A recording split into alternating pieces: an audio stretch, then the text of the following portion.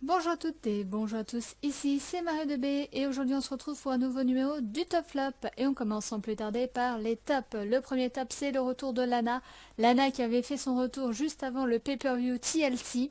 Elle s'est remise de sa blessure donc bon retour à elle.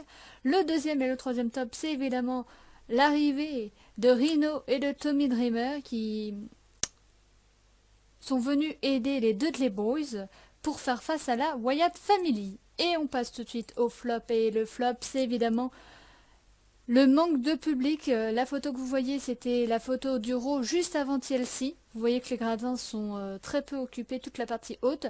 Mais ce phénomène n'est pas que pour Raw. Il y a aussi SmackDown où il manque du public. Donc est-ce que ce phénomène va se poursuivre ou pas? Toute la question sera là.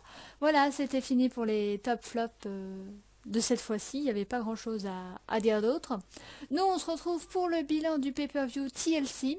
On parlera évidemment de ce qui s'est passé à TLC. On parlera de ce qui s'est passé à Raw. Pour de ce qui est de SmackDown, toute la question est là. Je ne sais pas à l'heure actuelle si on pourra parler de SmackDown.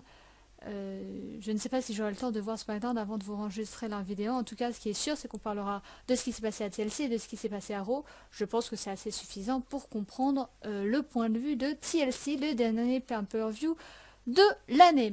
Sinon, on se retrouve évidemment pour le bilan, le grand bilan de l'année qui sera au rendez-vous le 31 décembre à 23h59, pour pas dire minuit, pour passer la nouvelle année ensemble. On fera un bilan de tous les différents champions qu'on a eu, de tous les différents challengers ou challengers pour le titre des divas. Est-ce que la rivalité nous a plu? Est-ce que on se souvient des différents champions et des différents challengers?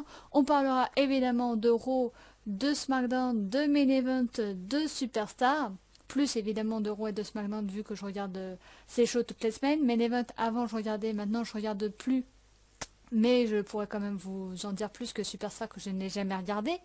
On parlera, alors NXT non parce que je ne regarde pas NXT, peut-être que là je vais regarder NXT TakeOver et je pourrais vous faire un rapprochement entre NXT TakeOver le pay-per-view, là qui se tient, je crois c'est mercredi si je ne m'abuse, et le pay-per-view TLC ce qu'on a eu. Je pourrais vous faire un rapprochement en n'y connaissant rien à NXT. Mais je pense pas que ce soit très instructif vu que je ne regarde pas NXT. Par contre, je vous parlerai plutôt de la ROH que je regarde sur l'équipe 21. Donc on parlera de tout ça, on parlera des gens qui sont partis, on parlera des gens qui sont venus du roster de NXT dans le roster principal, qu'est-ce qu'on en pense? Est-ce que c'était un bon choix ou pas? Est-ce qu'on en pense du bien ou est-ce qu'on en pense du mal? Eh bien vous saurez tout ça dans le bilan de fin d'année le 31 décembre à 23h59. Voilà, c'était tout pour moi, j'espère que vous avez apprécié cette vidéo et sinon n'hésitez pas, il y a évidemment la let's play sur Evoland qui continue. Voilà, c'était tout pour moi. Je vous souhaite une bonne journée, une bonne après-midi ou une bonne soirée. Et nous on se dit à la prochaine. Ciao, ciao.